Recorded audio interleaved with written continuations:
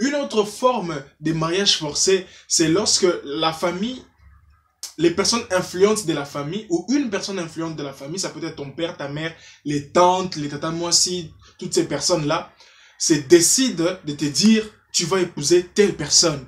Que tu sois majeur ou mineur, on te dit, non, tu dois épouser telle personne parce que chez eux, bazaba riche. Non, tu dois épouser telle personne parce que notre famille s'entend bien avec leur famille. Bonjour mon Congo, tu m'as jamais vu, moi aussi.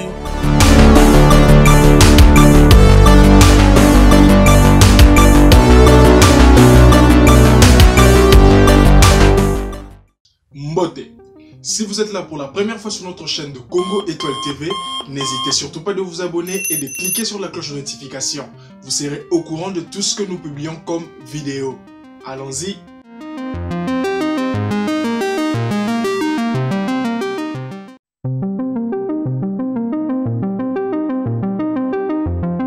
Mbote. Bonjour à tous, bonsoir, bon après-midi, partout où vous vous retrouvez, partout où vous êtes en ce moment en train de suivre notre vidéo. Nous vous remercions énormément, vous qui êtes des fidèles abonnés, continuez toujours de vous abonner parce que avec le temps, nous nous améliorons grâce à vous. Aujourd'hui, nous allons parler d'un sujet qui est le mariage forcé. Vous savez, le mariage forcé, c'est fréquent en Afrique, surtout dans les anciens temps. Mais aujourd'hui, dans notre génération, le mariage forcé a maintenant pris une nouvelle forme. Nakala, c'était les mineurs, on leur forçait de se marier, on leur disait, bon voilà, tu as 12 ans, c'est bon, tu dois déjà aller chez ton mari, tu as 14 ans, 15 ans, c'est bon, tu commences déjà à voir tes cycles, tout ça là, vas-y, va faire ta vie avec ton mari. Et pourtant, une femme mineure, c'est supposé que, même tout mineur déjà, c'est supposé que n'a pas encore la maturité qu'il faut, les capacités qu'il faut pour pouvoir faire des bonnes décisions, pour pouvoir prendre en charge sa vie, être responsable. Mais nous, chez nous en Afrique et aujourd'hui même en République du Congo, il y a certaines tribus qui continuent dans nos villages avec ce système-là. C'est un système que nous condamnons. Pourquoi? Parce que c'est le mois de la femme. Et on dit, il faudrait que nous puissions nous lever pour les droits de la femme. Et c'est lever pour le droit de la femme, c'est-à-dire dénoncer tout ce que la femme subit comme mauvaise chose, encourager les femmes dans les bonnes actions et surtout les soutenir. Parce que encourager tout simplement, ça n'a pas vraiment un grand impact.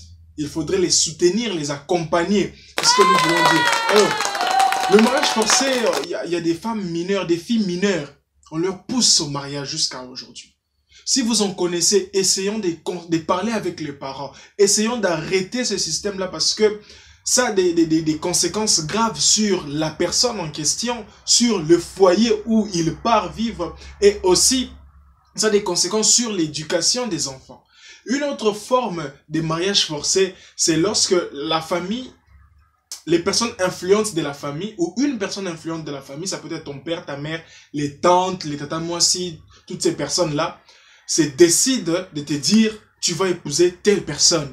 Que tu sois majeur ou mineur, on te dit, non, tu dois épouser telle personne parce que chez eux, bazaba riche. Non, tu dois épouser telle personne parce que notre famille s'entend bien avec leur famille. C'est aussi une forme de mariage forcé. Et il y a une autre forme où on ne t'oblige pas, mais on te met dans des situations qui t'obligent à choisir une personne. Par exemple, une famille dit, chez nous, on ne reçoit pas les Swahili.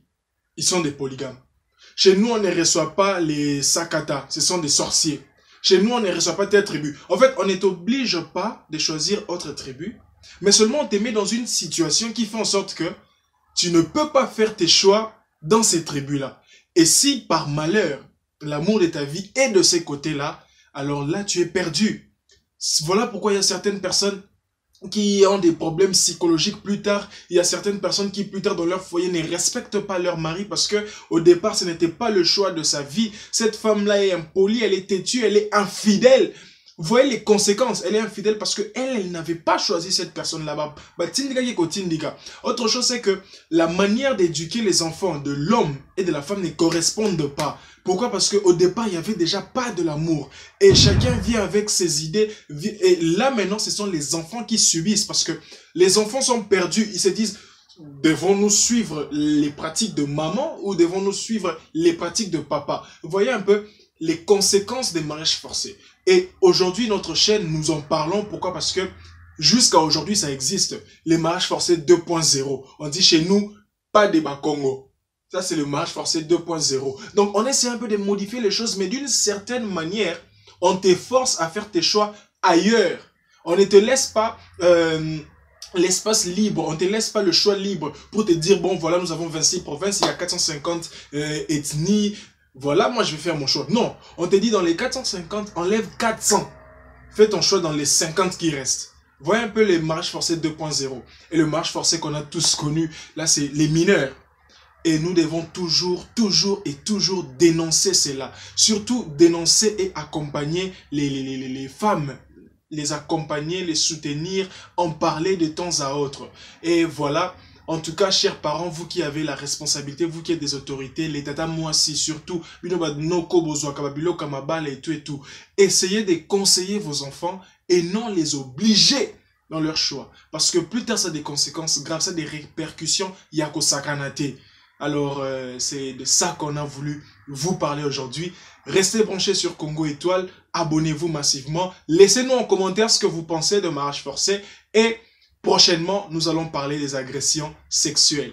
Ciao!